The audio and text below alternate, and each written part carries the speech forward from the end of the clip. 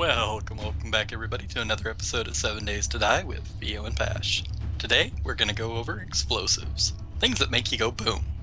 Anyhow, so the basis for explosives are gunpowder, and gunpowder's components are obviously potassium nitrate and coal.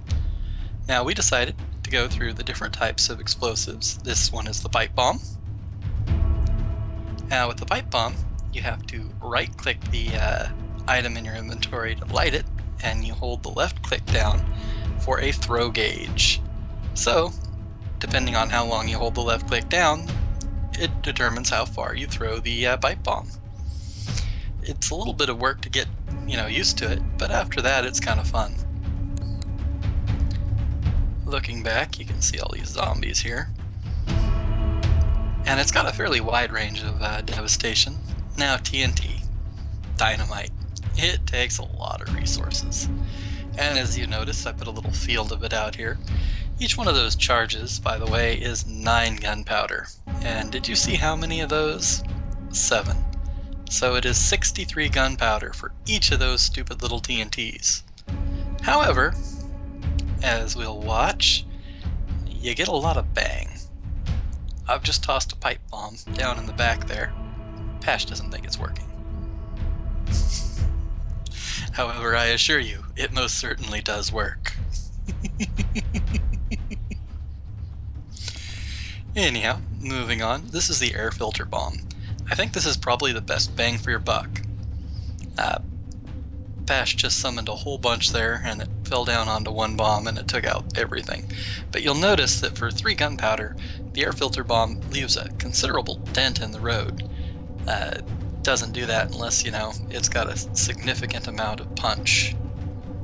But you'll notice the explosion is very large. It's throwing the zombies everywhere and leaving a big hole in the ground, which tells me at least that it's doing its job.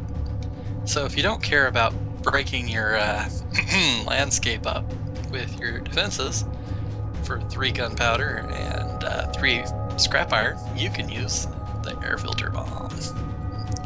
Nice little landmine here. Here they come. Here, zombie, zombie. Here, zombie, zombie. Now that's just satisfying. Now, given that right now it's kind of a pain to gather your potassium nitrate and your coal, hopefully next issue it'll come out a little better. Now we've got the hubcap bomb. The hubcap landmine, and you'll notice that these are a little shinier and rounder. We've got a whole field of zombies coming. Pash is summoning groups of 25 zombies just to come and play in our little minefields here. Now, traditionally, mines are a psychological deterrent as much as a physical deterrent. But for zombies, it's just a physical deterrent. You'll notice that these have a fairly wide range of explosion, but they aren't doing any damage to the terrain. So, if you want to keep things looking nice and neat, perhaps the hubcap landmine is there for you.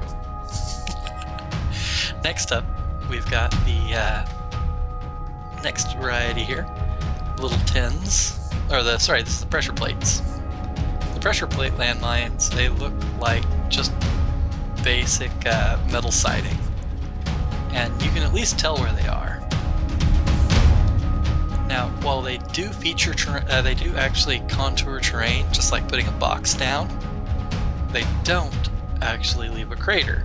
So if you don't want to use the hubcap explosives, you can definitely use the pressure plates. You notice that most of the explosion goes up and around.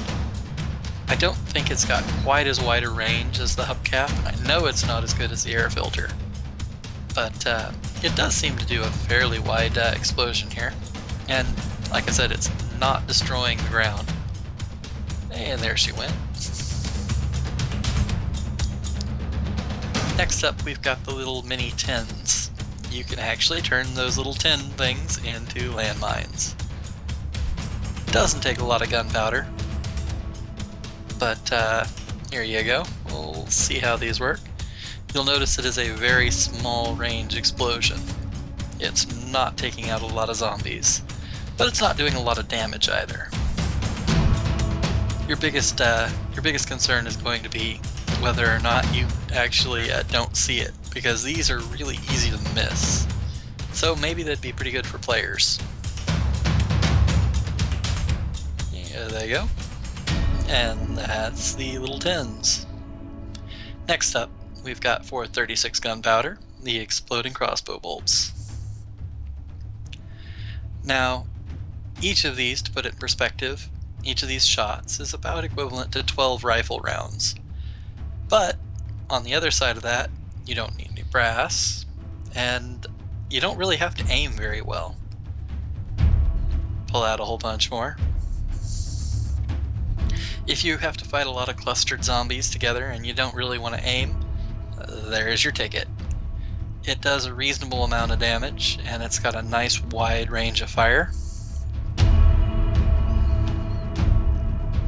And the exploding crossbow bolt is, like I said, it's pretty easy to use. You have to right-click your crossbow and tell it what to use. Anyhow, if you like what you've seen here today, please like and subscribe, and we'll bring you more great content in the future. Pheo Pash, signing out.